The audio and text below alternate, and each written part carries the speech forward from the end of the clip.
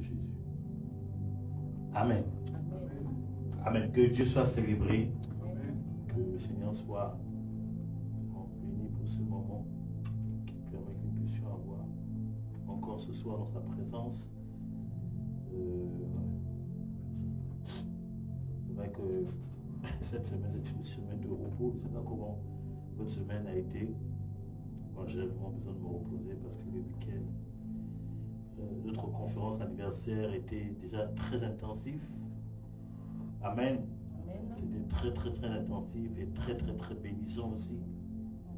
Nous qui étions au front, dans l'organisation, on était, à un moment donné, j'étais tout le temps avec l'homme de Dieu, il fallait s'occuper de l'homme de Dieu, prendre soin de lui, être là pour répondre à ce moindre caprice. Parce qu'un homme de Dieu peut être capricieux. Amen. Voilà. Élie était avec Élisée. Élie était là, il répondait au moindre caprice d'Élisée. Et c'est après ça que Élie a dit, bon, qu'est-ce que tu veux finalement? Amen. Voilà, ce sont des principes que vous devez comprendre. Voilà, il faut prendre soin de l'onction. Il faut prendre soin de celui qui porte l'onction. Amen. Donc on était vraiment, j'étais au petit soin avec l'apôtre et il est ressorti de là même béni, il n'en revenait toujours pas de l'accueil qu'on lui a donné, de l'amour et de la considération. Amen. Vous savez, l'onction se transfère par amour. Quand il y a de l'amour, l'onction se transfère, l'enfant travaille. Alléluia. Et je bénis le Seigneur parce que l'homme de Dieu est reparti avec un très bon témoignage. Et il a béni Dieu, il a prié encore pour l'église ensemble. Quand je lui ai remis l'offrande qu'on lui a donnée, j'ai béni le Seigneur, chapeau à l'église.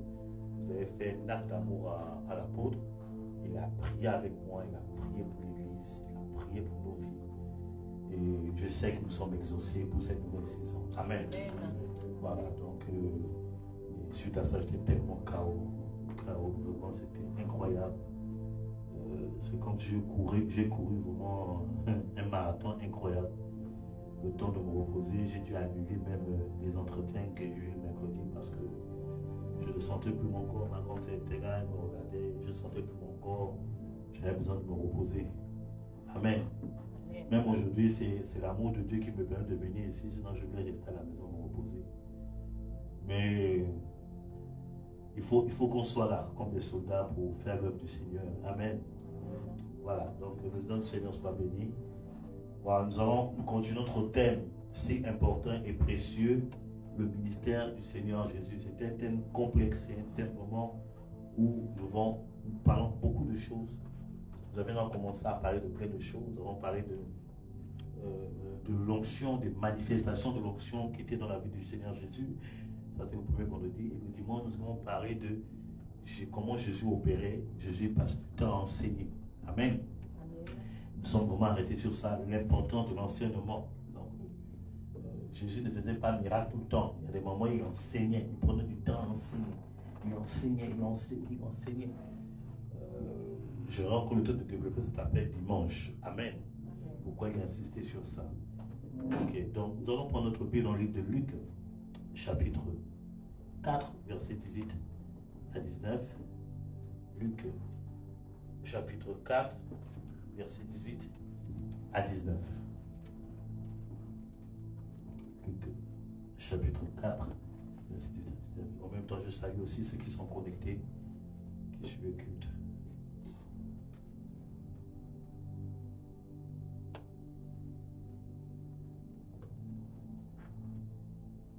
Luc 18. Luc 4, verset 18 à 19. Il est écrit ceci: l'Esprit du Seigneur est sur moi, parce qu'il m'a oint pour annoncer une bonne nouvelle aux pauvres. Il m'a envoyé pour guérir ceux qui ont le cœur brisé, pour proclamer aux captifs la délivrance, et aux aveugles le recouvrement de la vue, pour renvoyer libres les opprimés, pour publier une année de grâce du Seigneur Jésus. Ensuite, il roula le livre, le remit au serviteur et s'assit. Tous ceux qui se trouvaient dans avec le regard vexé sur lui, et alors il commença à leur dire: que cette parole de l'Écriture que vous venez d'entendre est accomplie. Amen.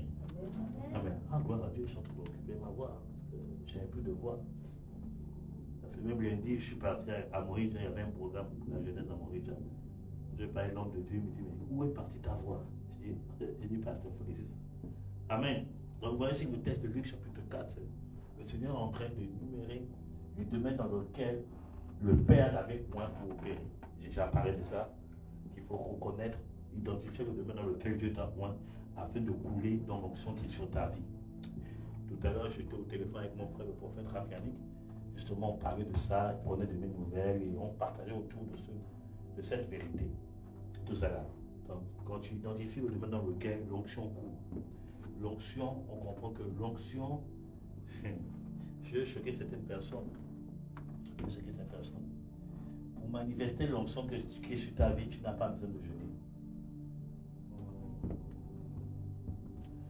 Je peux aider quelqu'un? Pour manifester l'onction qui est sur ta vie, tu n'as pas besoin de jeûner. Pour manifester l'onction qui est sur ta vie, il suffit d'identifier le domaine dans lequel Dieu t'a oint. Amen. Maintenant, je ne dis pas qu'il ne faut pas jeûner. Non, je n'ai jamais dit ça. Il faut jeûner régulièrement. Moi, je suis une personne qui jeûne beaucoup. Amen.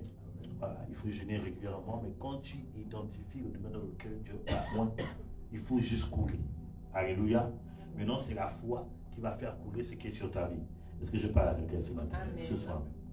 Donc, voilà que Jésus a énuméré les domaines dans lesquels il était oint. J'avais parlé de la bonne nouvelle. J'avais parlé de guérir ce que le cœur brisé. J'avais parlé qu'il est venu libérer les captifs, recouvrir la vue aux aveugles, renvoyer les opprimés et publier une année de grâce. Donc Jésus, dans tout le ministère, son ministère terrestre, il n'a fait que obéir à cette feuille de route par rapport à ce texte. Il n'a pas fait autre chose. Amen. Il a passé son temps à annoncer la bonne nouvelle. La Bible dit dans le livre de Matthieu chapitre 3, verset 17, il dit, repentez-vous plutôt, car le royaume de Dieu est proche. Le royaume de Dieu, c'est le message de la bonne nouvelle. Quelque temps, je vous parlerai un peu je donnerai un enseignement sur le royaume de Dieu. Amen. Peut-être que ça sera en juin ou je ne sais pas quoi, mais je veux préparer un enseignement sur le royaume des cieux pour comprendre c'est quoi le royaume des cieux, c'est quoi le message de la bonne nouvelle. Parce que c'est vrai, nous autres, tout le temps, bonne nouvelle, partez prêcher la bonne nouvelle à toutes les nations. Mais quelle est cette bonne nouvelle? Amen. Et je dis que la bonne nouvelle n'est pas seulement liée au salut de l'humanité. La bonne nouvelle, c'est trop profond, bien aimé. Quand tu fais une étude sur ça, tu te rends compte que le message qu'on doit prêcher à toute la création, c'est trop profond. Alléluia. C'est quoi la bonne nouvelle? Dis à ton ami, c'est quoi la bonne nouvelle? C'est ça qu'il faut comprendre. Et tu te rends compte que quand tu découvres la bonne nouvelle que Jésus est venu annoncer, vous vous rendez compte que le plus souvent dans nos prédications de tous les jours, nous sommes partis à côté du message principal. Nous ne prêchons pas le message que Jésus veut que nous prêchons. Nous prêchons autre chose que la bonne nouvelle. Je vous donne rendez-vous prochainement où je vais développer c'est quoi la bonne nouvelle. Donc Jésus a passé son temps à proclamer la bonne nouvelle aux pauvres. Paraît-il que quand tu donnes ton cœur à Jésus, il faut devenir pauvre. Paraît-il que quand tu es devenu pasteur, tu dois devenir pauvre. Mais non, c'est pas ce que Jésus a dit. Alléluia. La pauvreté n'est pas de Dieu. La pauvreté, c'est la conséquence de la dévolution de l'humain, de l'homme par rapport à Dieu. C'est vrai que la pauvreté est rentrée. La pauvreté, c'est l'une des manifestations de l'esprit de mort. Amen. Une personne qui est pauvre a un gros esprit de mort. Vous qui voulez opérer dans la délivrance, ça c'est une chose qu'il faut comprendre. Une personne qui est pauvre, sachez que c'est un esprit de mort en train de le ranger. Donc prenez autorité sur l'esprit de mort, l'esprit de pauvreté partira. Si je parle à quelqu'un ce soir. Donc la pauvreté, c'est l'esprit de mort, c'est la désobéissance. C'est depuis qu'Adam et Ève ont désobéi, la pauvreté est rentrée dans le monde. Sinon, au commencement, ce n'est pas comme ça. Au jardin d'Éden, Adam avait tout. Alléluia. Adam avait tout. La pauvreté, c'est manquer de quelque chose dont tu as besoin. C'est quand tu manques de manière criable, là tu es pauvre. Adam avait tout ce qu'il fallait. Il voulait manger, il se servait. Il voulait aller de tel côté à côté, il se déplaçait. Par-dessus même certains docteurs de la loi disent que non, Adam se déplaçait par téléportation. Paraît-il. Moi, je ne sais pas encore un truc, mais paraît-il, c'est ce qui se dit. Parce que de plus en plus, on découvre des choses. Apparemment, il se déplaçait en téléportation. Apparemment, avant, Adam volait. Certains docteurs le disent. Ceux qui font dans les recherches des racines hébraïques, là. Apparemment, c'est ce qui s'est passé. Il ne manquait rien. Ceux qui voulaient, ils l'obtenaient. Mais c'est depuis le jour qu'il a pris la décision de désobéir. Écoutez, le péché, c'est question de décision. Pécher, c'est une décision. Que tu t'es pris, je prends la décision de pécher. Vivre dans la crainte de Dieu, c'est une décision. Je veux vivre dans la crainte de Dieu. Je ne veux pas sortir de là. Je veux vivre dans la crainte de Dieu jusqu'au jour. C'est une décision que tu t'es prise. Donc Adam a décidé de désobéir. C'est là la pauvreté est venue. Mais Jésus est venu annoncer une bonne nouvelle aux pauvres. En d'autres termes, il est venu annoncer une bonne nouvelle à ceux qui ont perdu la grâce de la richesse de Dieu. Jésus est venu restaurer l'homme dans son état d'origine. C'est ça la bonne nouvelle. Bon, l'une des bonnes nouvelles, c'est trop complexe, mes bébés. Mais je peux me m'asseoir d'abord de parler de ça. Il est venu ramener l'homme à l'Éden. Là où tu as tout ce que tu veux. Bien entendu, tu dois sortir de la pauvreté. Tu dois sortir de la pauvreté spirituelle. Tu dois sortir de la pauvreté financière. Tu dois sortir de la pauvreté en guise d'idée.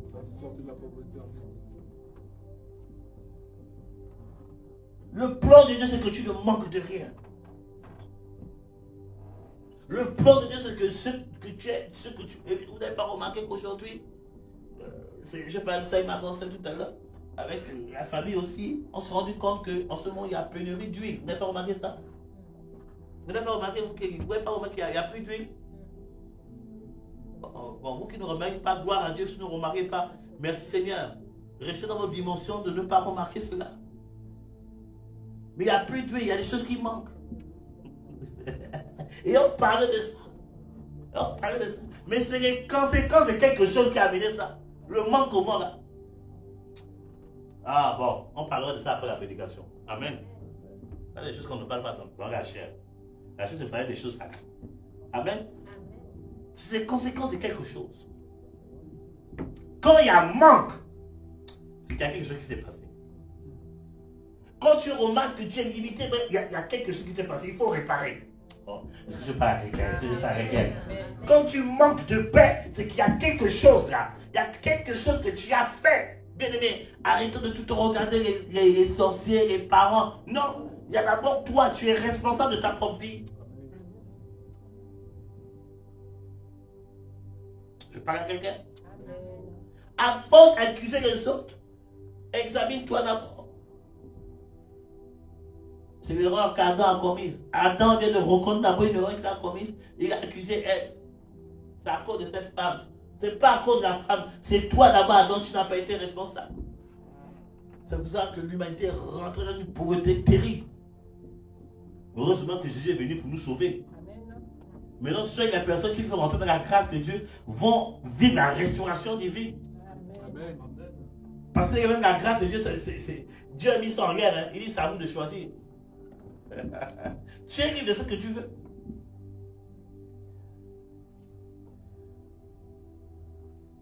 Écoutez, il y a la bénédiction qui vient de Dieu et une forme de bénédiction qui vient de l'ennemi. Dieu, pour amener sa bénédiction sur ta vie, ne perd pas de la même manière que l'ennemi.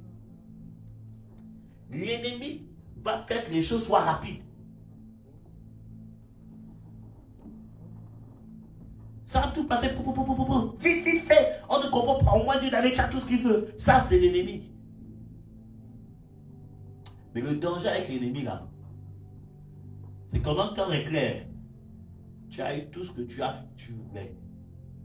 Mais un temps record, tu as chuté comme un malpropre. Alléluia.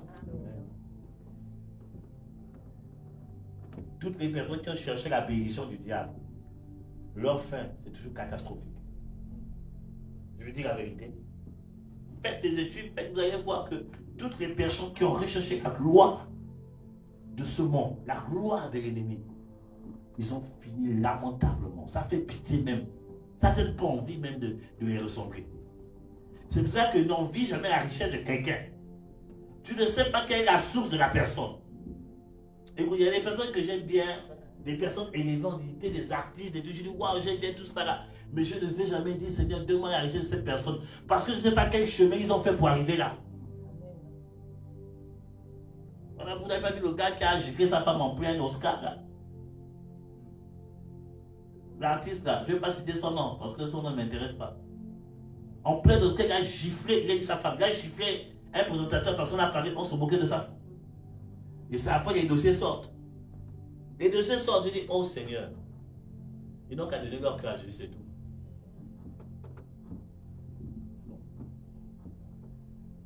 Moi, je préfère la bénédiction qui vient de Dieu. Dieu prendra son temps pour te propulser. Mais au moins, tu es sauvé. Est-ce qu'on peut acclamer Jésus-Christ de Nazareth? Au moins tu es sauvé. Alléluia. Amen. Au moins tu es sauvé. Au moins tu es sûr que là-bas, tu es auprès du Père. On d'avoir toute la gloire sur la terre. Et quand tu parles là-bas, tu es bien aimé. L'autre côté là, dans l'autre vie là. Hein? La vie après la mort là. Hein? Dans notre vie là, c'est une vie sans fin. Est-ce que je peux vous dire quelque chose? Je peux vous révéler quelque chose? Je peux? Amen. Vous permettez que je révèle quelque chose? Amen. Bien aimé. À quoi ça sert d'avoir 40 ans de gloire sur cette terre? 40, 20, 10, 5. Parce que la Bible dit que tu as 80 sur la terre. Bon, admettons que tu commences à, tu fais les trucs rapides, tu commences à aller jusqu'à chapitre de 20 ans. Dans 20 ans, tu as au moins 60 ans. Mais même 60 ans, c'est que l'ennemi te finit mal. Disons que tu as 60 ans de gloire sur la terre, comparé à une éternité de souffrance.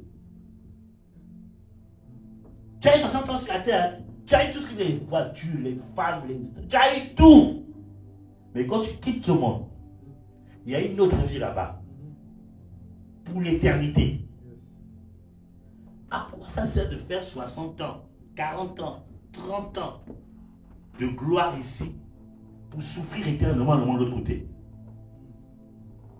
Bien aimé, moi je préfère avoir 20 ans, 30 ans de gloire ici et là-bas briller encore plus. Amen. Que Dieu vous ouvre les yeux. Mais de l'autre côté là-bas, il y a des voitures. Il y a une nouvelle technologie, il y a des bonnes maisons, il y a tout est doré. Amen. Vous allez voir peut-être, je ne sais pas, hein, Dieu connaît mon avenir. Peut-être, ici, j'aurais peut-être pas une Bentley, mais là-bas, j'aurais une puissante Bentley. Signature Jésus. Amen. Amen. Amen. Peut-être là-bas, je n'aurai pas de collection de Jordan et tout ça là-bas. Mais là-bas, j'aurai la collection de la marque Jésus-Christ. Jésus de dernier cri. Amen. Bien. Amen. Mais c'est pour l'éternité. Bien aimé. Faites tout pour régner éternellement de l'autre côté là-bas. Le plaisir de ce monde est éphémère. Quand ce sont des personnes qui parlent, qui crient, on vient me chercher, on vient me chercher. Mais tu sens que la personne a... Comment quelqu'un, tu sais que tu vas mourir, mais tu dis qu'on vient te chercher et la personne est en train d'agoniser. Seigneur, donc la personne a eu tout ce qu'elle voulait sur cette terre.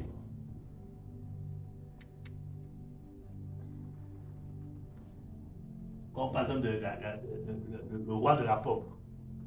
Il a eu toute la gloire. Michael Jordan, Michael Jackson. Il a eu toute la gloire, mais regarde les dernières années là, de sa vie. Ça fait pitié. Ça fait pitié. Écoutez là, rien, mais quand tu vois même ses enfants, j'étais sur Instagram, j'ai vu de ses filles, bon Instagram, je ne sais pas ça. C'est ça, parce que je vois plus l'éducation de l'État dans une de ses filles. Mais tu as une pitié, Seigneur, sauve cette fille. La pauvre. Elle subit les conséquences de la malédiction des alliances de son père. Ça sert à quoi d'aller vendre son âme au diable pour souffrir éternellement de l'autre côté? Ça veut dire une chose. Après cette vie, il y a une autre vie. Je ne vais pas vous mentir. Après cette vie, comme disent certains philosophes, il y a le néant. C'est faux, ils vous mentent. Vous qui, même toi qui es connecté, si tu as entendu un philosophe qui te dit, après cette vie, il y a le néant, il n'y a rien, ils t'ont menti. Il y a une autre vie de l'autre côté. C'est pour cette autre vie-là que Jésus est venu nous chercher. Parce que si c'est dans notre vie-là, tu n'as pas la crainte de Dieu, tu n'as pas marché la parole de Dieu, dans notre vie-là, tu vas galérer. C'est pour ça que certains de nos pères, ils disent quand même des choses, je dis vraiment, c'était des gars spirituels. Amen. Certains de nos pères, certains de nos ancêtres disent quand même des choses, ils disent non, c'était quand même des gens spirituels. Donc il y a des gens, quand je parlais avec mon papa, il y a des choses qu'il me disait. J'ai dit, mais cet homme-là, il connaissait quand même les choses spirituelles. Et mon père m'avait dit une chose, il dit, tu sais, chez nous, bon, je suis franc du Gabon, chez nous, les morts ne sont pas morts. J'ai écouté mon père, j'ai essayé de lui poser des questions pour comprendre un peu les choses. Comme je vous enseignais, il faut connaître vos cultures, il faut connaître, je vous enseigne toujours ça.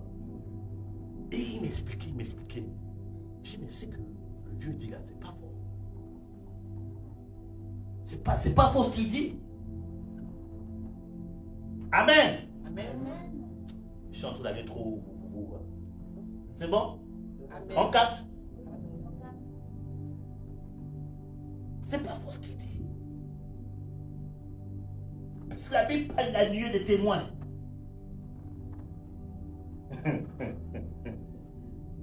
Écoutez-moi bien. La Bible parle de la nuée des témoins. Deuxième moment.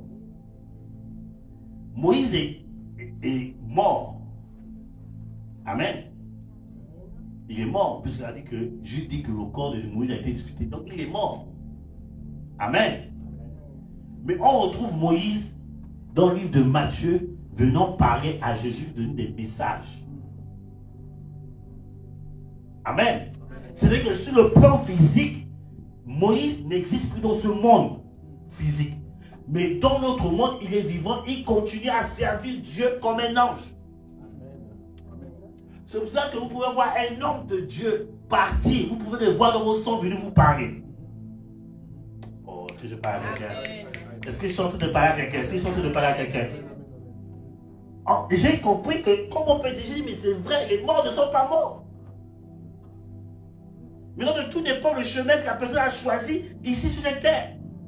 Si la personne a choisi de marcher avec Jésus, dans notre vie, elle vivra avec le Seigneur Jésus.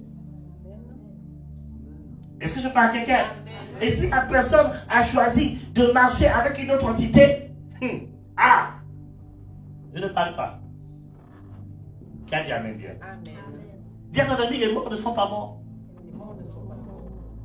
C'est un mystère que je vais vous raconter. Je vais vous enseigner ça à l'école des délivrances sur ce qu'on appelle les fantômes. Je parlerai de ça. Amen. Je vais vous démontrer bibliquement est-ce que les fantômes existent. Exactement. Parce que les fantômes, c'est un phénomène qui, surtout en Europe, c'est un phénomène qui est beaucoup manifeste au niveau de Londres. À Londres, il y a beaucoup de faits divers par rapport aux fantômes. Et j'aurai le temps de vous expliquer ça à l'école de délivrance. Est-ce que c'est biblique? C'est quand vous allez comprendre, je disais hier à la prophétesse, elle est en train de faire une étude, après elle m'a sorti un truc. J'ai dit, chérie, là tu es en train de rentrer dans une dimension qui n'est pas donnée à tout le monde. J'ai dit, bienvenue au club. J'ai dit, parce qu'il y a des enseignements que je ne veux pas encore donner, parce que les gens ne sont pas encore prêts d'entendre certaines choses. J'ai dit, maintenant, si Dieu t'amène là, c'est que ça devient intéressant. Il y a des choses que je n'ai pas envie d'enseigner, parce qu'il y a des gens qui ne sont pas encore prêts à supporter certains types d'enseignements. Jésus a dit au disciples, pour l'instant, vous ne pouvez pas supporter les choses que je vais vous dire. Mais attendez, quand le consolateur viendra, Il y a une dimension de révélation de la parole là, qui n'est pas réservée à tout le monde. Je parle à quelqu'un. Mais j'ai dit l'école de délivrance, ça sera en juin. Je vais enseigner sur les fantômes. Ce mystère-là. Parce qu'il y a des gens qui voient parfois les morts. Je vais expliquer ce mystère. Pourquoi vous voyez les morts?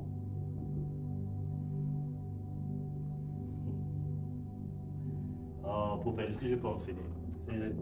Parce qu'il y a des choses que je dis, est-ce qu'ils sont prêts à entendre certaines choses? Quelle est la parole de Dieu? Quelle est la parole de Dieu? Bien entendu, les morts ne sont pas morts. Ils vivent encore aujourd'hui, mais de l'autre côté. Ils vivent, mais de l'autre côté. Et c'est ta décision. Si tu suis Jésus, tu vas vivre éternellement dans la paix et dans la joie. Si tu ne suis pas Jésus, tu vas vivre autre part, mais il n'y aura pas de paix. C'est ça la différence. Sinon, les morts ne sont pas morts. Parfois, on pleure. Telle personne est morte, on pleure. Oui, on pleure. On pleure. Pourquoi? Parce que la séparation, ça fait mal. Quand tu penses que, par exemple, à tous les 20, avec toi, tu rigolais avec la personne. Quand tu penses des trucs, tu ne vas plus vivre cela. C'est ça qui fait mal. Mais la personne dont l'autre monde te voit,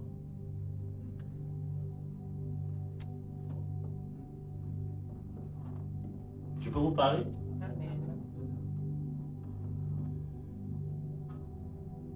On parle de la nuée des témoins. Regardez, par exemple, moi, mon héritage spirituel, moi je suis gabonais, je suis né spirituellement au Gabon, mais j'ai reçu un héritage spirituel de la Côte d'Ivoire comme c'est par les songes. Des noms de Dieu de la Côte d'Ivoire et des pères de la Côte d'Ivoire est venu me parler dans les songes. Je ne le connaissais pas, je n'ai jamais vu. J'ai dit, mais c'est quoi cette histoire? J'ai vu un homme de Dieu plus avancé que moi, je lui ai expliqué ça. Il m'a dit, frère, il y a quelque chose qui est en train de se passer. Il y a un héritage que tu dois te le prendre. Je ne comprenais pas. Mais c'est au fil des années que le Seigneur m'a ouvert l'esprit pour me faire comprendre. C'est ce qu'on appelle la nuée des témoins.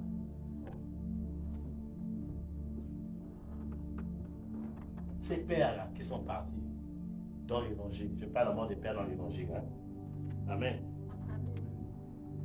Ils continuent à opérer aujourd'hui comme des anges.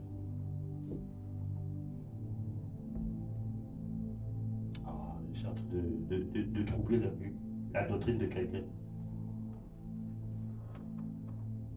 Quand on parle du royaume de Dieu, le royaume de Dieu, c'est un royaume spirituel. C'est un royaume où se trouvent les esprits angéliques, ou bien les bons esprits. C'est ce qu'on appelle le royaume de Dieu.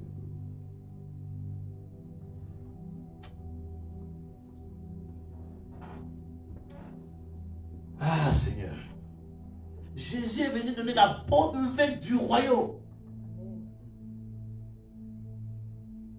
Parce que bien aimé, il y a un futur proche, il y aura une guerre spirituelle. Apocalypse chapitre 12 nous dit quoi? Satan et ses gens combattaient Michel et les anges. C'est que la croix de Jésus a déclenché quelque chose. La croix de Jésus a ouvert certaines portes spirituelles.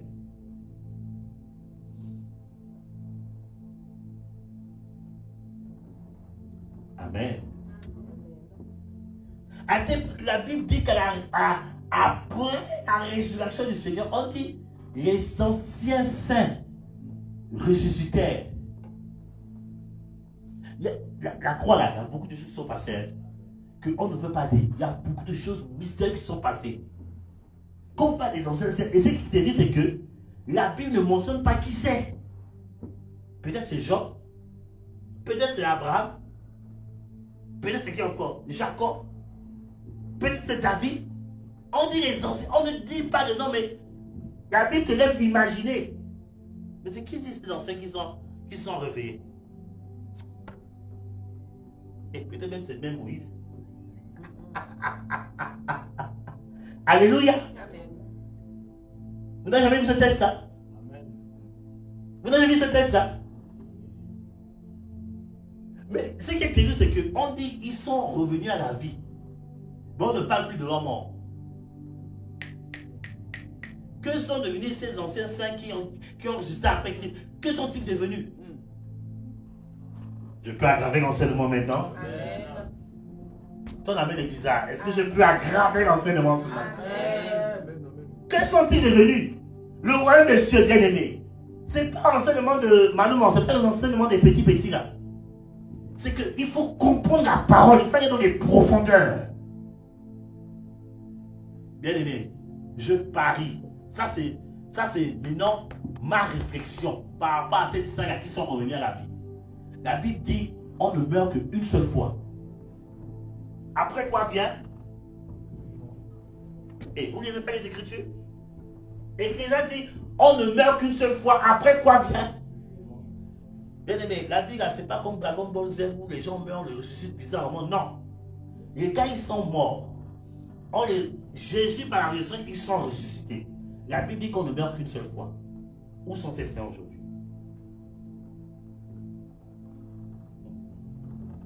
Où sont ces saints aujourd'hui? Ah, c'est un mystère. Est-ce que vous me suivez? Est-ce que vous me suivez? Est-ce que je suis...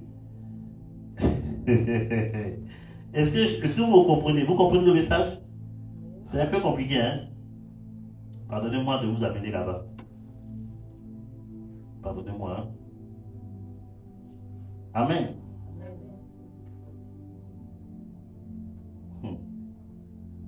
Oh my God, Abu Sakarabaya Soko de Baba Baba. Où sont ces... Ne lis plus la Bible parce qu'il faut être les profondeurs de la parole.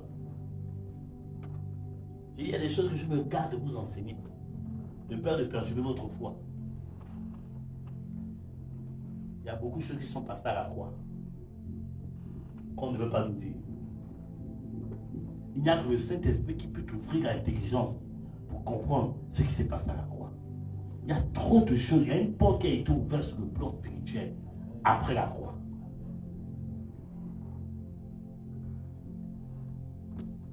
C'est pour ça que moi je dis que le jour où Dieu me fera grâce d'aller en Israël, il y a un seul endroit que j'aimerais aller voir. Les gens, on va voir la tombe où Jésus est ressuscité, gloire à Dieu. Les gens vont aller même se laver. Les gens qui vont au Jourdain pour aller se faire rebaptiser au Jourdain, je dis, bien aimé, vous n'êtes pas dans la parole pour comprendre, pour faire ce genre de choses et que la parole de Dieu ne le comprend pas. On se baptise qu'une seule fois. Pourquoi tu veux le faire rebaptiser? Parce que c'est le Jourdain. Mais c'est une eau comme tout autre. Amen. Je vois certains même des hommes de Dieu qui vont se refaire même baptiser au Jourdain. Bien aimé, à un moment donné là, il faut qu'on soit ferme dans les Écritures. Mais il y a un seul endroit que j'aimerais aller voir. C'est là où le Saint-Esprit est descendu. À Chambre-Haute. Bien aimé, dans mon cœur, c'est là-bas que j'aimerais aller voir. Parce que à la Chambre-Haute, la Chambre-Haute est une porte au monde de Dieu. Il y a une porte spirituelle là. Oh, je parle avec elle. Je vous ai parlé un peu des portes, non? Des portes spirituelles, je parlais un peu de ça une fois, non? Il y a une porte là. Il y a aussi au Jourdain, après le Jourdain, il y a aussi une porte là où Élie est parti. Au mont des Oliviers, il y a aussi une porte là-bas où Jésus est parti. Alléluia. À Bethel, il y a aussi une porte là où les anges montaient et descendent. Où Jacob a mis l'huile d'onction sur une pierre. Donc il y a des portes. Mais moi, la porte qui m'intéresse, c'est la porte où le Saint-Esprit est descendu. Ah, si je peux m'envoler et partir. Je dis, Seigneur, c'est là où tu es, je suis ici. Oh, c'est beau. Alléluia. Comprenez les choses spirituelles. Jésus n'est pas venu sur la terre simple. D'abord, Jésus n'était pas un homme simple. Alléluia. Il connaissait les lois spirituelles.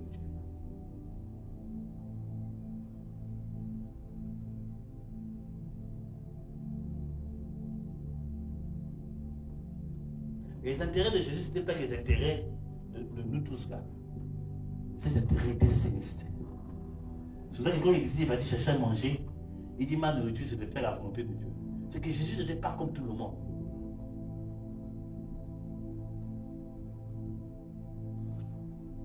sont partis ces saints? Je vous expliquerai ça prochainement. C'est quand vous passez en profondeur, peut-être ça, je vous donne sujet à réflexion par rapport à ça. Vous allez comprendre que il y a des êtres qui marchent encore dans ce monde. Je parie que ces saints ont été ressuscités avec le corps de la résurrection. La Bible ne dit pas, mais c'est ma conviction. Parce que les Écritures sont claires par rapport à ça. La Bible dit que le jour que certains d'entre nous, qu'on va ressusciter pour rencontrer le Maître, on sera changé en un instant dans notre corps. Et je crois que ces saints qui sont revenus à la vie alors la résurrection du Maître, ils n'avaient pas un corps humain. Ils avaient le corps de la résurrection. Bon, pour les anciens, vous comprenez ce que je suis en train de dire. Amen. Il y a un nombre de dieux qu'ils ont découvert. On l'appelle le Élie des temps modernes. C'est un homme qui vit dans des grottes. À l'époque, on m'a parlé de lui, c'était quoi, il y a 15 ans en arrière, 15, 16, 17 ans en arrière, je crois, si je ne me trompe pas. C'est un homme qui vit dans des montagnes. Je ne me rappelle plus de la région où il est. Mais c'est un homme qui a à cette époque, on dit qu'il avait au moins 300 ans de vie. 300 ans de vie. Dieu lui a fait don, d'après ce qu'il expliquait, Dieu lui a fait don de la vie éternelle. Mais il ne vit pas parmi les hommes, il vit dans les grottes. Et sa mission, c'est de rester, d'intercéder pour l'Église. Amen. On appelle l'Élie des temps modernes. Mais quand tu vois l'homme, 300 ans, il est en forme. Hein?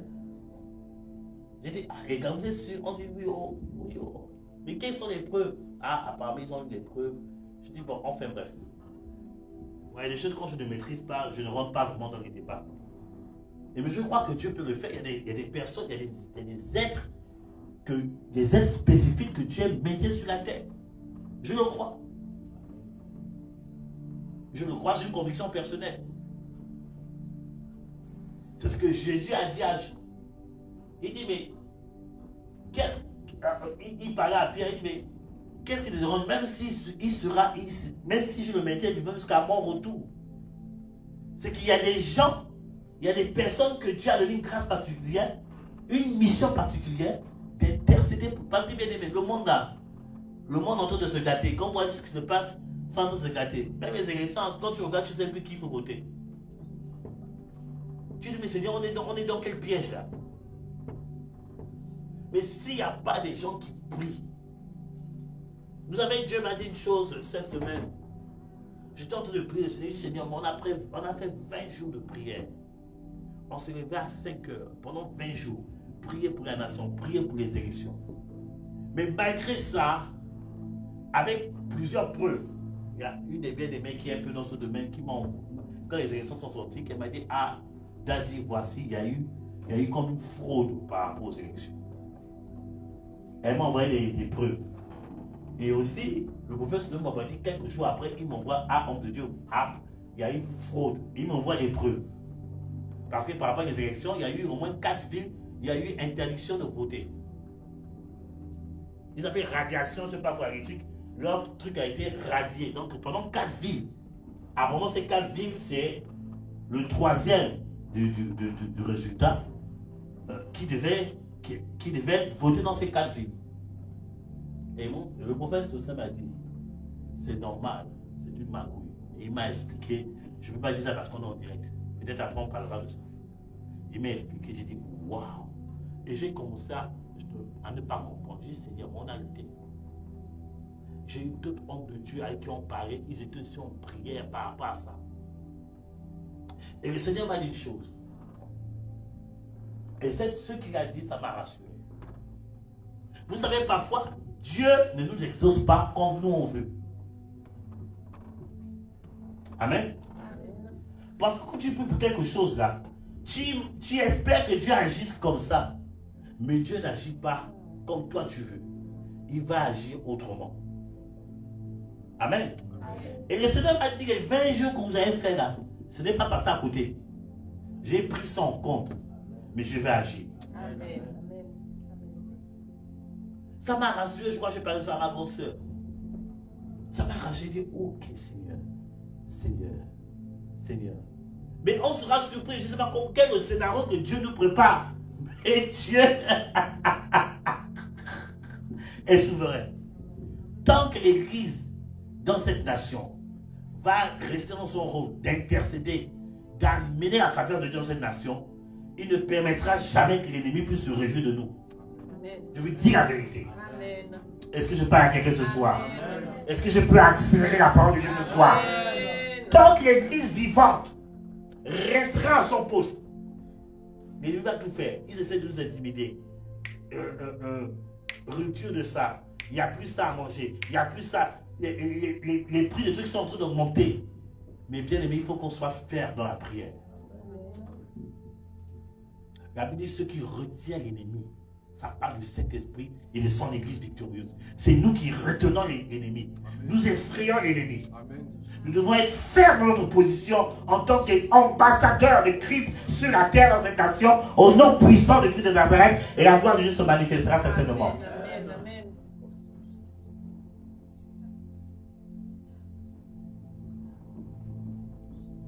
Jésus guérissait les malades. Jésus a opéré dans la délivrance. Il ouvrait la vue aux aveugles. Il envoyait les opprimés, etc. etc. Il publiait Jésus a passé son temps à amener la grâce de Dieu. Jésus n'amenait pas le malheur, il amenait la grâce de Dieu. Alléluia, c'est pour cela que, en tant qu'enfant de Dieu, nous devons être une source de grâce pour notre entourage, une source de grâce pour nos familles, une source de grâce pour nos collègues de travail, nos camarades de classe. Nous devons être une source de grâce, amener la grâce de Dieu là où on est. Amen.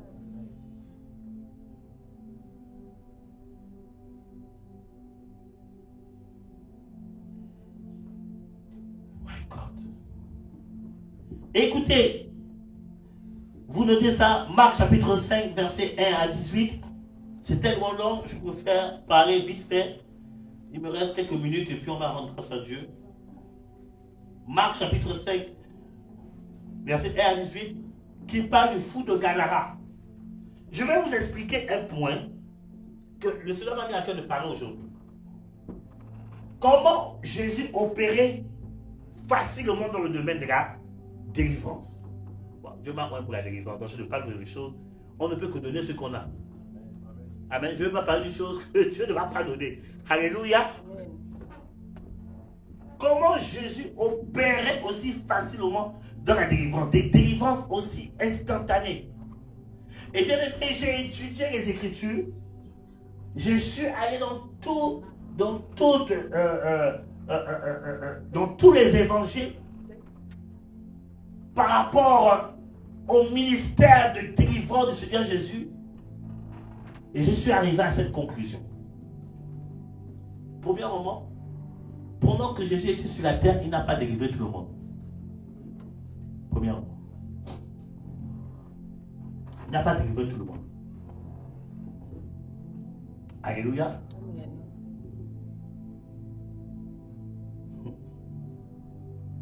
Alléluia. Deuxièmement, les personnes qui ont reçu des délivrances instantanées, à l'image de ce texte, il y a plusieurs textes, mais je m'appuie plus de ce texte parce que j'aime bien l'histoire de ce texte, du fou de Gadara, un gars qui avait 1500 démons, Dieu l'a libéré dans un instant. J'aime bien cette histoire, j'aime bien parce que c'est fort comme histoire. Amen. C'est vraiment un miracle.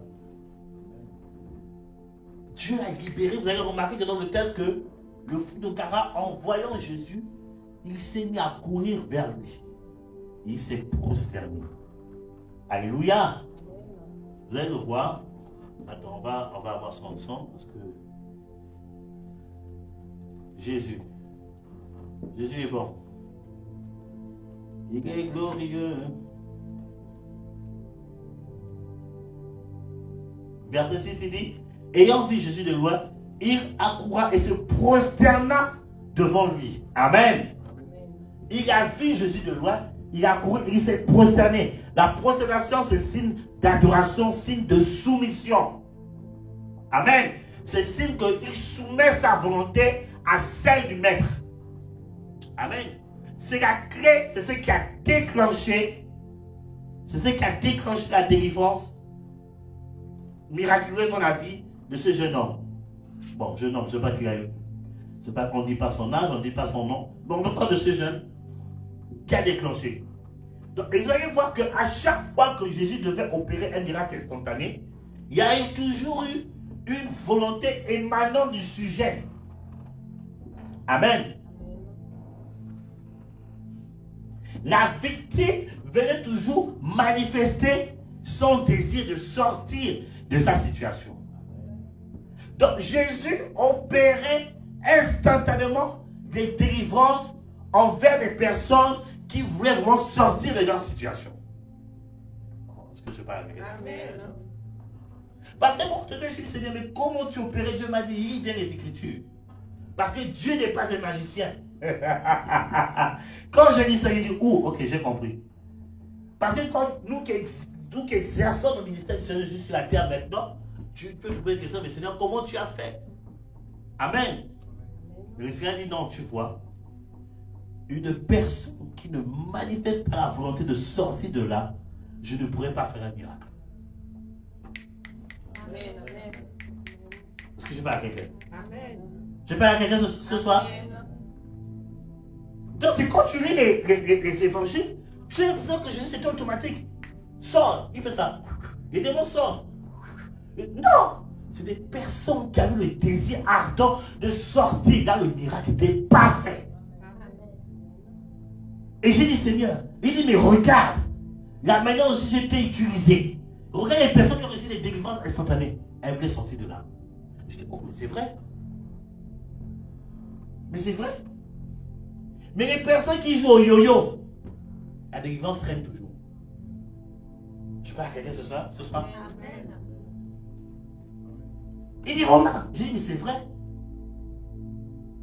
Je suis en train de parler à quelqu'un ce soir. Dieu n'est pas un Dieu magique. Ce n'est pas un magicien. Il ne va pas faire ça piouf. La magie qu'on fait là, ça n'existe même pas. Ce sont des tours de passe parfois. Mais Dieu n'est pas un magicien. Vous dites maintenant, sois libre. Et c'est fini. Non. Dieu a créé l'homme libre arbitre. C'est pour ça qu'il a dit, je mets la vie et la mort devant toi, mais je te conseille de choisir la vie. Dieu te donne le choix de choisir. Tu veux être libre ou bien tu veux continuer à vivre ta situation. C'est pour ça que dans Jean chapitre 5, la Bible dit, venez voir celui qui était malade pendant 38 ans. Il jouait les yo-yo.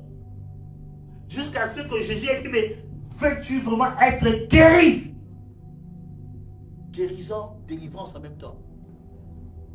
Le gars dit, mais c'est personne ne vient. Il dit, ah, laisse-toi apprendre pas. Ouais, Jésus n'a pas dit, non, veux-tu voyager? Veux-tu te marier? Il dit non, veux-tu vraiment être guéri? Ça fait 38 ans que tu traînes un problème. Bien, mais c'est question aussi de volonté. Quand tu ne veux pas sortir d'une situation, Jésus ne pourra rien faire pour toi. Est-ce que je parle à quelqu'un ce soir? Si tu ne mets pas de la volonté, si tu ne te bats pas avec la grâce de Dieu, Jésus ne pourra rien faire pour toi.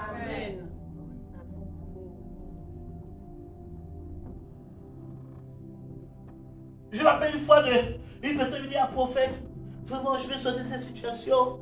Vraiment, mais je t'avoue que moi, je vais aller voir les Nganga. Et tu comme ça, les Nganga, c'est les charlatans, quoi.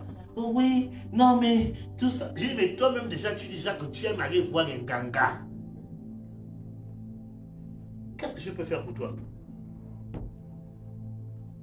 Tu confesses déjà ton amour des Nganga.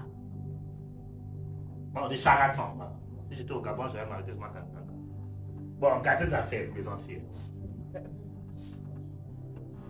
Toi-même, tu dis déjà que tu aimes ça. Mais même si je prie pour toi, même si je fais 40 jours de jeûne pour toi, il n'y aura pas de miracle. Parce que ton cœur déjà est attaché au charlatan. Il y a mon frère Rafiani qui m'a raconté une fois à l'époque qui priait pour la délivrance d'une jeune fille au Gabon. Il priait délivrance, onction. C'est elle qui tombait, onction. Tout le monde recevait la grâce. Elle tombe au démon. Tout le temps c'était elle démon. Les autres reçoivent l'onction, mais elle qui tombe démon. À un moment donné, ils s'en dit bon, après le culte, il dit à ses collaborateurs, après le culte, on ne quitte pas la salle. On va prier pour cette salle. Ça fait trop longtemps, il faut qu'elle soit libérée. Donc les gens ont quitté le culte. Ils ont fermé la salle. On dit on va te libérer aujourd'hui. La sœur dit prophète. Le gars comme ça a donné prophétie. C'est un esprit de sirène des eaux. Papa. La sœur dit prophète, tout ce que tu dis c'est vrai. La sœur, hein? Tu veux la libérer, elle te dit tout ce que tu dis c'est vrai. Mais le problème c'est que j'aime le Seigneur Jésus. Mais j'aime aussi la sirène des eaux. La sœur sort ça à l'homme de Dieu comme ça. Quand il m'a raconté ça, j'ai dit mon frère, qu'est-ce que tu as fait? Il dit mais je vais faire quoi? J'ai dit de sortir de l'église. Parce que la Bible dit que tu ne peux pas avoir 2 mètres. Comment tu vois ça, lui? Tu veux faire prier quelqu'un, la personne te dit non, oui, tout ce que tu dis c'est vrai. J'aime le Dieu que tu pries là, mais j'aime aussi l'autre côté là-bas. Tu fais quoi? Le prophète l'a chassé de l'église, je ne veux plus te voir ici. C'est un manque d'amour, c'est pas un manque d'amour, c'est de l'amour même. Parce qu'en la chassant, tu préserves les autres. Parce que c'est une jeune fille, elle a sa mission, et puis on lui a dit que ta mission c'est de faire tomber les hommes de Dieu. Elle dit oui, je le sais. Mais une personne qui te dit, elle le sait. Mais le problème c'est qu'elle aime la mission qu'on lui a donnée de l'autre côté. Pourquoi tu vas regarder à l'église? Tu sors de l'église. Je prends ma ceinture, je vais te fouetter. On peut aider une personne comme ça? Non. Quel miracle tu vas recevoir si ton cœur est partagé? Tu n'as qu'à prendre une décision. Jésus opérait des miracles pour des personnes qui veulent sortir de leur situation. Bien aimé, si tu ne veux pas sortir de ta situation, ne viens pas embêter pour dire prophète, prie pour moi. Tu es en train de perdre du temps, je prierai plus pour toi. Il y a des personnes, il y a des fois que j'ai chassé de l'église pour dire que vous me fatiguez, sortez. Laissez-moi tranquille. Comment tu veux que je prie pour toi? On dit que l'esprit qui te fatigue, c'est l'esprit de calomnie. Mais tu viens encore.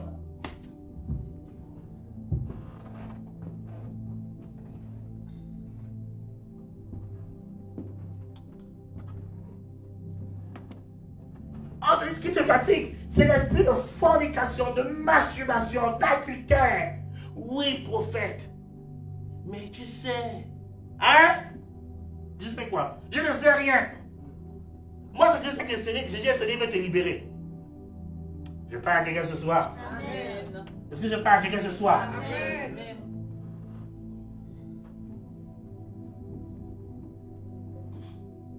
La délivrance, là, ce n'est pas la magie, c'est des principes. Vous savez, il y a une chose que l'ange a dit à Marie. Alors, j'ai oublié ça, c'est écrit dans ma Bible, j'ai oublié. J'espère que je vais me rappeler. C'est dans le livre de Matthieu où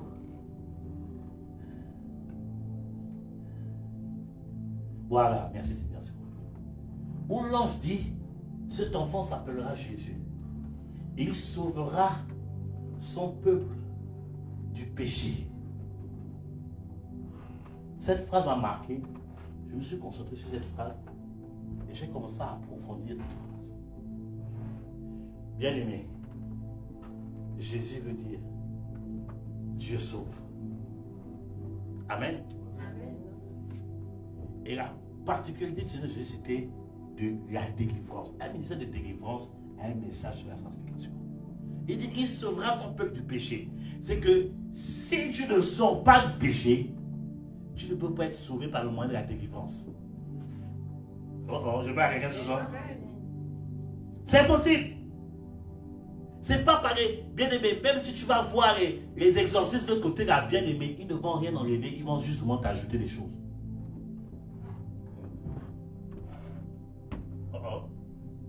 Je vais à quelqu'un. Amen. Même si on te dit non, on va te faire un bain. Un bain. On va faire tous les ouh, mama, ouh, mama, ouh, mama, ouh, mama. On va prendre toutes les fumées. On va prendre toutes les huiles. On dit, bien aimé. Ils ne sont pas en train de régler quelque chose. Ils sont en train d'ajouter quelque chose. Je vous explique comment ça se passe. Et ils ne chassent pas les démons. Ils étouffent en invitant des esprits plus puissants de ceux qui te fatiguent. Ces esprits plus puissants vont les empêcher d'agir. Et ça te donne l'impression que tu es libéré. Mais quelques temps plus tard, ça va s'aggraver. Tu sais de quoi je parle? Dans ma famille, on a vécu ça. Une de mes grandes sœurs a vécu ça.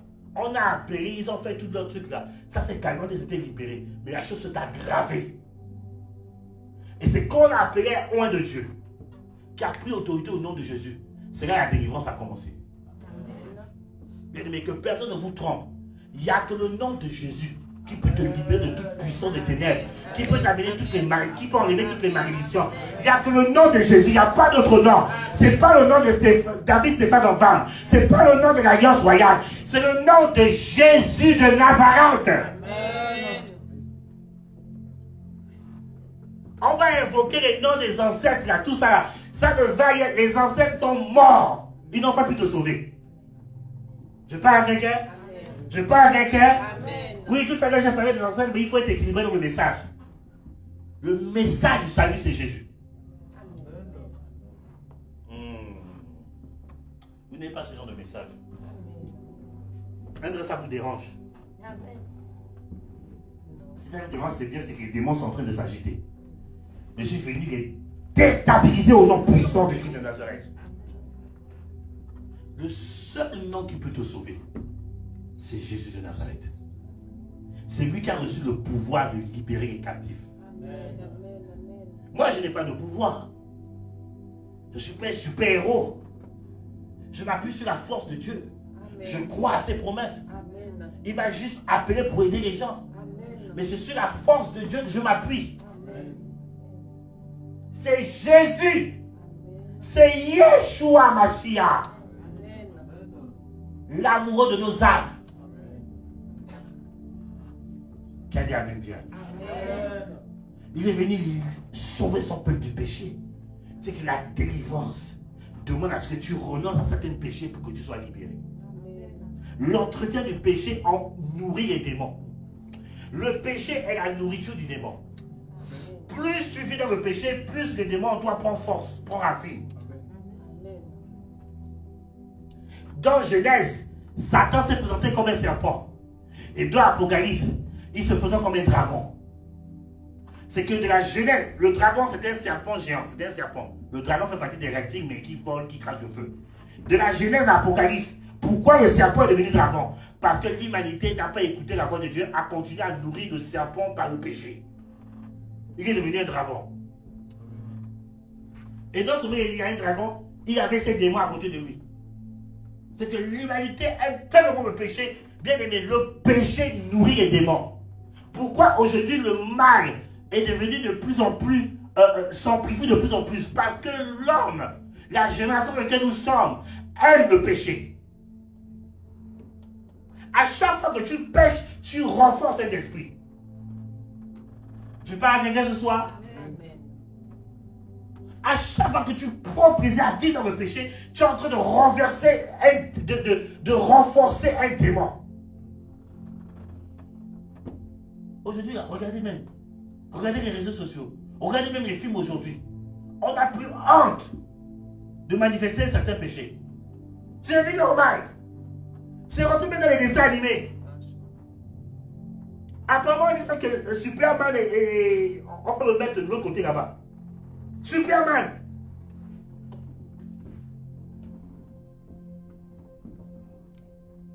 On a grandi avec ce genre de choses. Superman.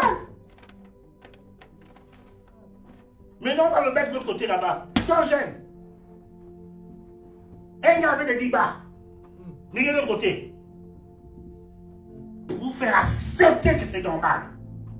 Alors que ce genre de choses, la Bible dit que c'est une abomination. C'est à cause de ça que Dieu a détruit Sodome et Gomorrhe. Je vous dis la vérité. Ça va être dangereux dans les temps qui arrivent. Si on ne se résiste pas, si on ne se lève pas.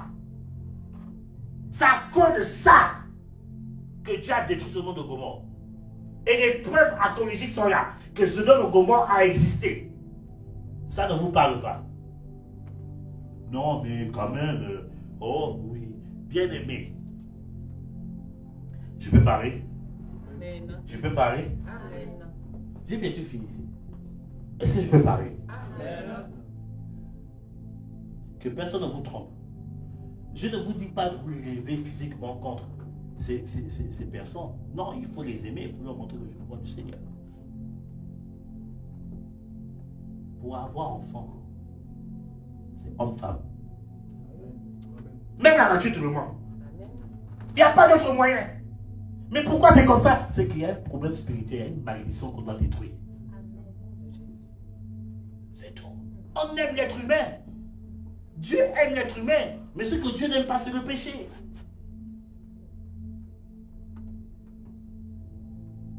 Combien de personnes on a sauvées qui étaient de l'autre côté? Combien de personnes on a sauvées? Même par prophétie, combien de personnes Dieu est passé par moi pour sauver ce type de personnes? On n'est pas contre ce type de personnes. On les aime. Mais l'acte là, ça amène des condamnations. Pourquoi vous ne comprenez pas ça?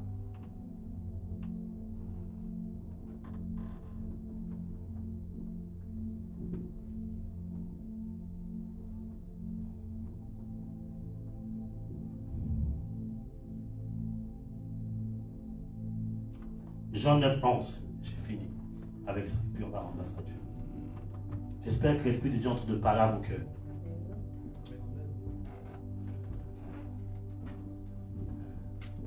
Mon fils, tu peux me lire ça, s'il te plaît.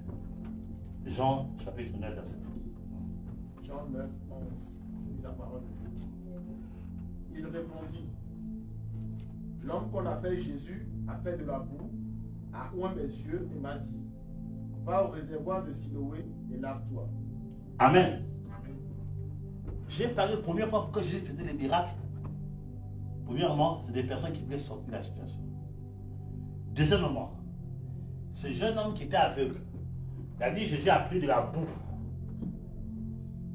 Avec sa salive, il a craché dessus. Boum! Il a pris de la boue. Il a mis dans les yeux.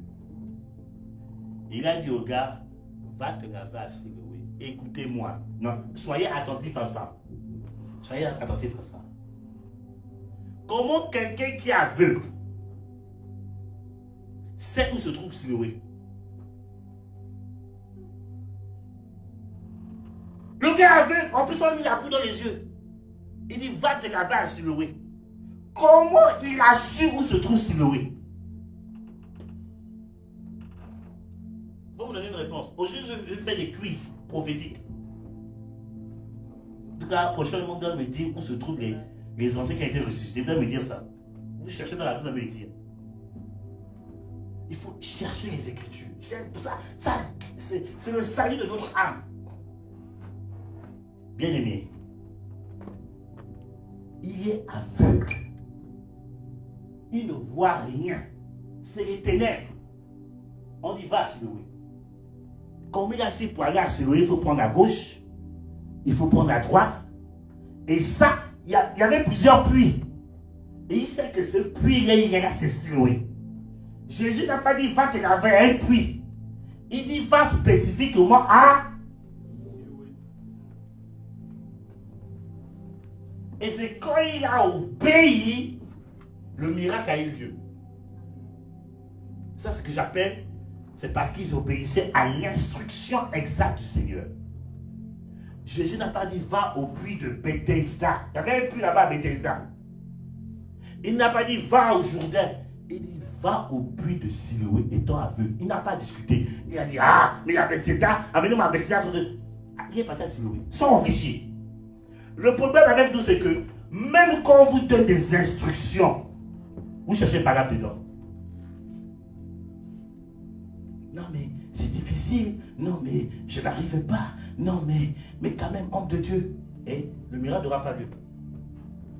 Est-ce que vous avez vu le gars à contester?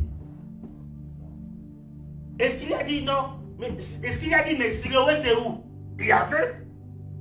Il n'a pas réfléchi. Il a obéi à l'instruction. Et le miracle a eu lieu. C'est là où j'ai compris, bien aimé, que le miracle c'est facile. Le problème, c'est que l'homme conteste trop Dieu. L'homme veut diriger Dieu. L'homme veut imposer à Dieu ce que lui veut et non se soumettre, comme le fruit de Gadara, à la volonté de Dieu. C'est pour ça que beaucoup de nous, on n'arrive pas à expérimenter des miracles. Parce qu'on aime notre situation. Je souffre, tu souffres, mais tu aimes ta situation. Tu aimes ta situation de victime. Écoutez, il y a il s'appelle comment? L'apôtre autochtone là. Ah, j'ai oublié son nom. Oh, il est aux États-Unis aujourd'hui, j'ai oublié son nom. Celui qui faisait les études Pentecôte de l'époque là, les conférences Pentecôte là. Celui qui avait moins tatoué à un moment donné, quand il venait au Congo là. L'apôtre Descoster. Lors de ces conférences, et quand il a parlé de ça, j'étais choqué. Je dis, Jesus Christ. Une de ces conférences Pentecôte qu'il faisait à Paris, il a prié pour les cas de maladie. Il a prié pour les paralytiques. Et les paralytiques se sont levés. Et il dit, voilà, partout, vous êtes libérés, tout ça là. Il a vu un paralytique qui avait été guéri. Hein. Écoute ça, lui, ça c'est terrible. Qui avait été. Soyez attentifs à ça. Le paralytique avait été guéri. Qu'est-ce qui se passe?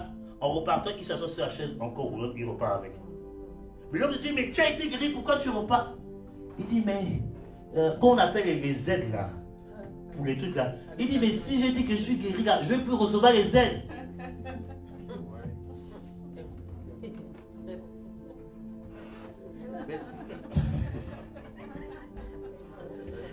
Comme l'homme de Dieu a dit ça, je me suis écroulé par terre, j'ai commencé à rire. J'ai dit, ouais.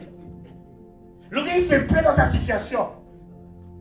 Mais c'est vrai que les aides pour les paralytiques ici, là, c'est quelque chose, hein. C'est la vie éternelle un peu, hein. Bon, façon de parler, hein. Il dit non, s'il dit qu'il y a un truc, il ne va plus. Mais tu es en train de rappeler la maladie. Dieu t'a libéré, va travailler maintenant. Pourquoi tu as cherché la guérison? La guérison, c'est pour aller travailler. C'est pour aller faire ce que tu ne pouvais plus faire. Il y a beaucoup de nous comme ça, on aime trop notre situation. On dit, mais Dieu va oublier. Parce que tu vois ton cœur. Tu aimes ta situation. Tu ne veux pas sortir de la situation. Ça doit changer ce soir. Tu comprends pourquoi Marie est tant de prières qu'on peut faire. Rien ne change. Parce que tu aimes ta situation. Tu ne veux pas te lever. Tout simplement parce que tu n'obéis pas aux instructions exactes du prophète. Quand j'ai découvert ce du Seigneur, j'ai compris maintenant comment tu opérais. Je dis, on transpirait pour rien alors. Il dit oui. C'est pour ça qu'aujourd'hui, là, une personne, quand je vois qu'une personne, je sens dans la vie de la personne que la personne ne veut pas qu'on l'aide. Je ne me perds pas de temps avec la personne. Le problème, les gars, il y a des personnes que j'ai cherchées devant nous. J'ai dit, toi, il faut sortir de mon bureau. J'ai dit, tu sors, je ne prie pas pour toi. Je parle à quelqu'un. Je ne vais pas perdre mon temps. Ok, oh, je me dis, tu as oublié d'inverser. On finit par ça. Matthieu 11, 28. Cet esprit est bon. Je vais finir cette vie. Non. Tu as bien redonné verset. Oh, cet esprit. Je t'aime. Matthieu 11, 28. Mon fils, tu peux oublier ça, s'il te plaît. Matthieu 11, 28. Venez à moi, vous tous qui êtes fatigués et chargés, et je vous donnerai du repos. Amen. Il dit, venez à moi. C'est une interpellation. Vous qui êtes fatigués et chargés. C'est que tant que tu n'es pas fatigué de ta situation, tu ne vas pas trouver la nécessité de venir vraiment vers le Seigneur pour qu'il te libère. Il y a une de mes filles ici qui a demandé, oh prophète, je veux vraiment, j'en ai marre. Ben de mes premiers entretiens, je suis parlé un peu de l'enseignement. J'ai à peine touché. Pouf, délivrance. J'ai à peine touché. J'étais comme ça, il dit, délivrance. On a prié. La personne a vomi tous ses tripes. Mais le professeur m'a dit, c'est chaud aujourd'hui. J'ai dit, chérie, la personne peut sortir de là. Quand on a fini de délivrance, j'ai fait asseoir. J'ai regardé. J'ai prié pour la personne. J'ai dit, je te revois prochainement. Quand la personne est venue prochainement, Dieu m'a dit elle est complètement libérée. Maintenant, fais le travail avec elle. Je dis, mais Seigneur, mais pourquoi elle? Il dit non, parce qu'elle était fatiguée et chargée de sa situation. C'est pour ça que j'ai opéré rapidement. Et en plus, ce n'est même pas moi qui est parti vers elle. C'est la personne qui vient voir prophète, je vais sortir, prie pour ma délivrance.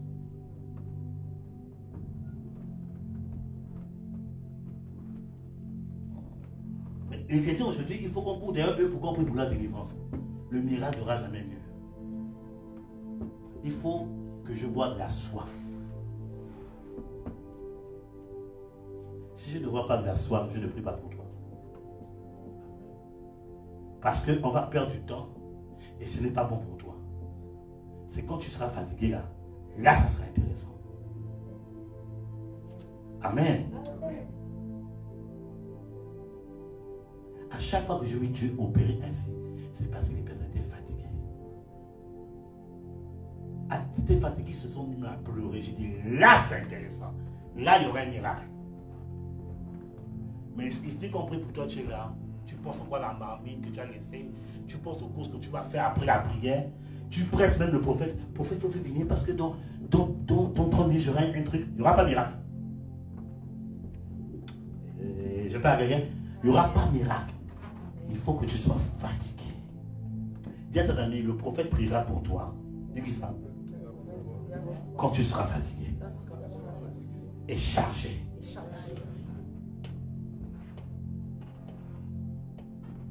Comme ça, au moins, on a de l'économie d'énergie. Je peux aller au Maroc, faire mes missions. Je peux aller à Abidjan. Abidjan me manque. Je peux aller au Gabon. Quand c'est venu là, peut-être je me mets dans la valise, on va partir ensemble. Le prophète nous s'est dit au Gabon. Ah, prophète, oui. Je t'ai implanté une œuvre, je suis en train de préparer, l'annonce va au Gabon là. Et puis tu es en train de créer, en train d'amener encore une équipe. Tout à l'heure, je parlais avec quelqu'un. J'ai dit, je chante avec au Gabon, prépare-toi à mettre des gens. Il y a la mission. Au moins, je dépense moins d'énergie. Et l'énergie, là, je la conserve pour l'émission. Voilà le secret du Seigneur Jésus dans le domaine de la guérison et de la délivrance. Est-ce qu'on va acclamer le Seigneur Jésus ce soir?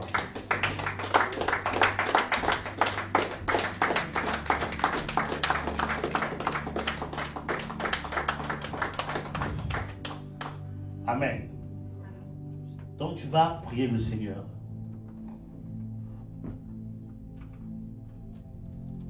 Je ne sais pas quel aspect de la parole qui t'a interpellé. Quelle partie du message qui t'a vraiment parlé. Tu vas prier le Seigneur par rapport à ça. Tout simplement. Dans l'amour de Dieu et dans sa grâce. Commence à prier le Seigneur. Commence à prier le Seigneur. Waouh, j'ai débordé un peu. Mais commence à prier le Seigneur. Nous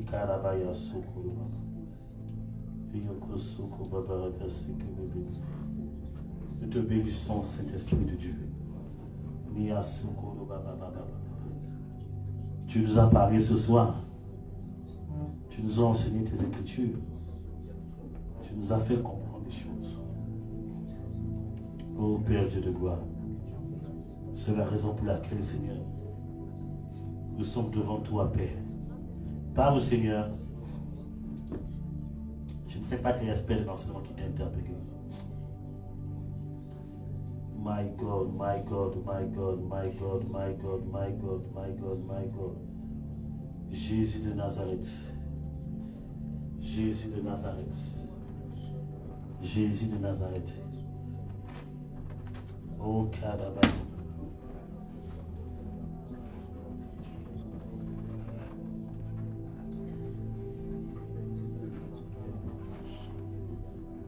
Parle au Seigneur de gloire. Parle au Seigneur de gloire.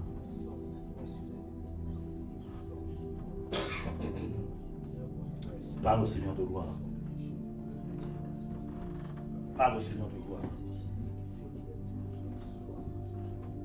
Parle au Seigneur de gloire. Parle au Seigneur de gloire. Il est vivant et glorieux. magnifique. Il est plein de grâce. Son nom, c'est Jésus.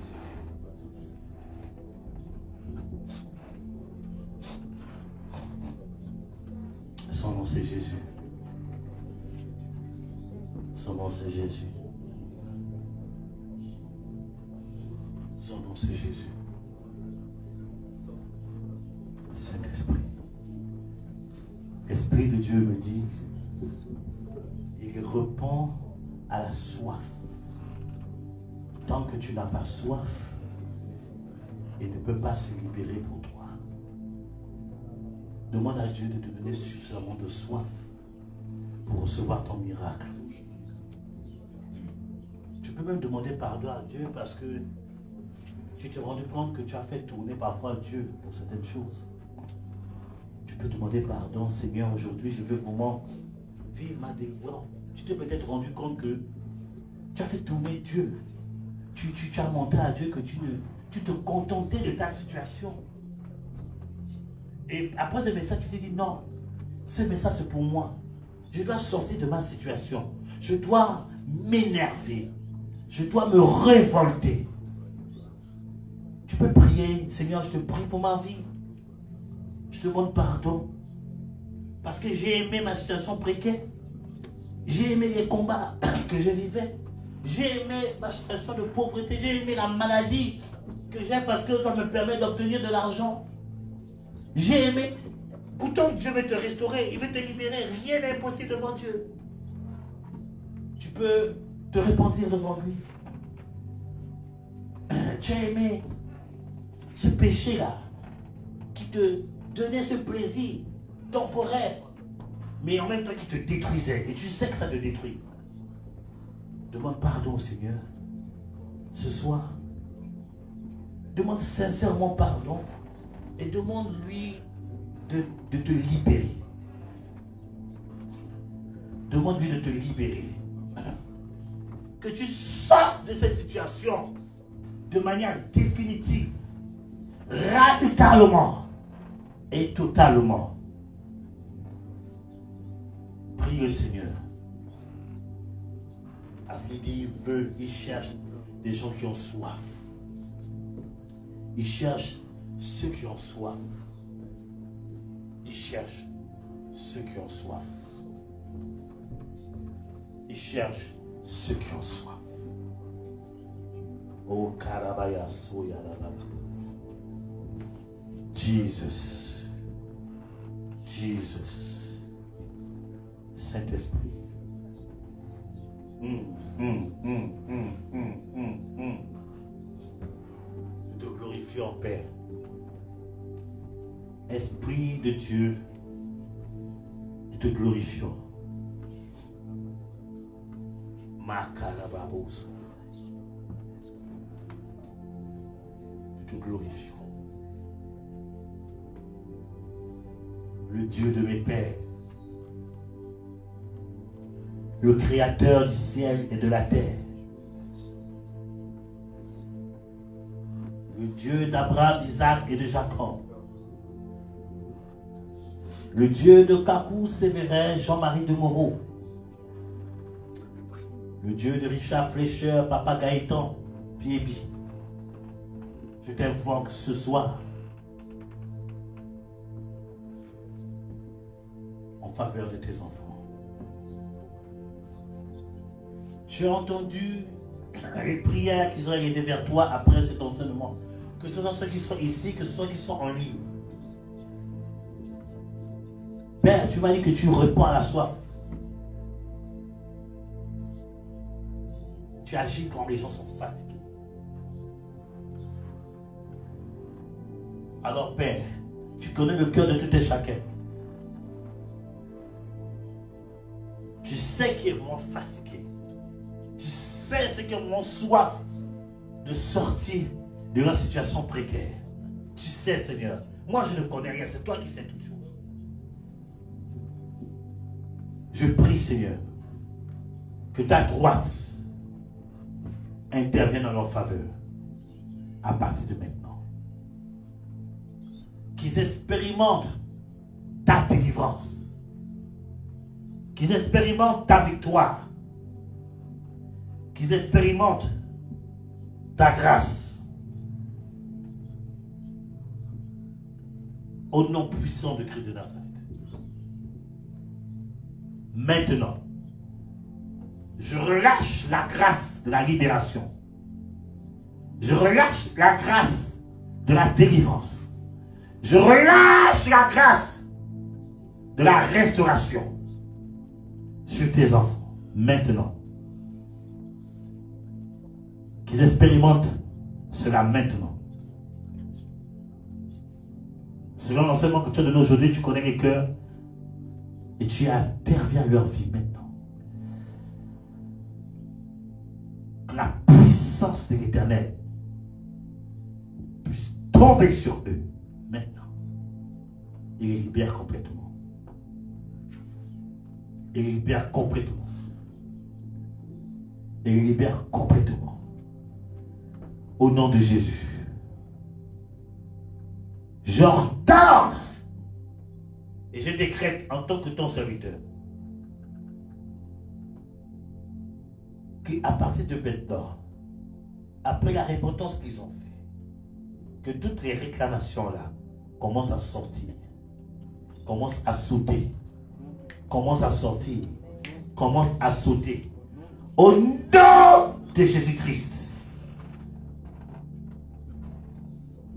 Maintenant, que ce soit les personnes qui sont ici, que ce soit ceux qui sont en ligne, maintenant, j'ordonne que ça sorte. Que ça sorte. Que ça sorte. Que ça sorte. Au nom de Jésus-Christ.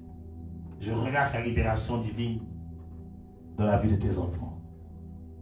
Et que eux-mêmes puissent témoigner de ta puissance. Eux-mêmes puissent témoigner de ta droite. Eux-mêmes puissent témoigner de ta fidélité. Au nom de Jésus-Christ. Merci Saint-Esprit pour ton amour et ta faveur. Au nom de Jésus. Amen. Amen. Et Amen. Acclamons Jésus. Acclamons le roi des rois, car il est digne de louange. Il est digne de gloire. Il est digne d'être élevé. Il est digne d'être adoré. Au nom de Jésus-Christ de Nazareth. Amen. Wow. My God. My God.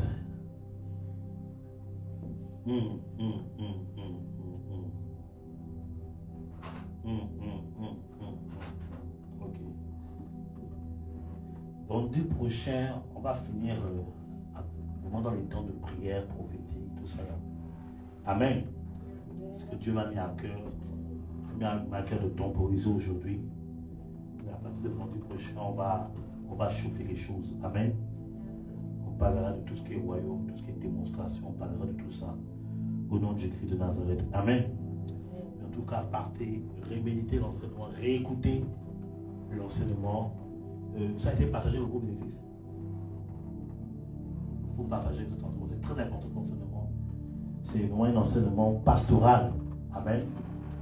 J'ai prêché comme un pasteur. Un peu. Le côté prophétique m'a toujours dominé, mais j'ai prêché comme un pasteur. Donc le Seigneur soit célébré. Amen. Donc je vous donne rendez-vous demain.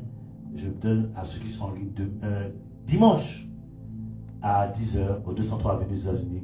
Que Dieu vous bénisse. Amen. Voilà, donc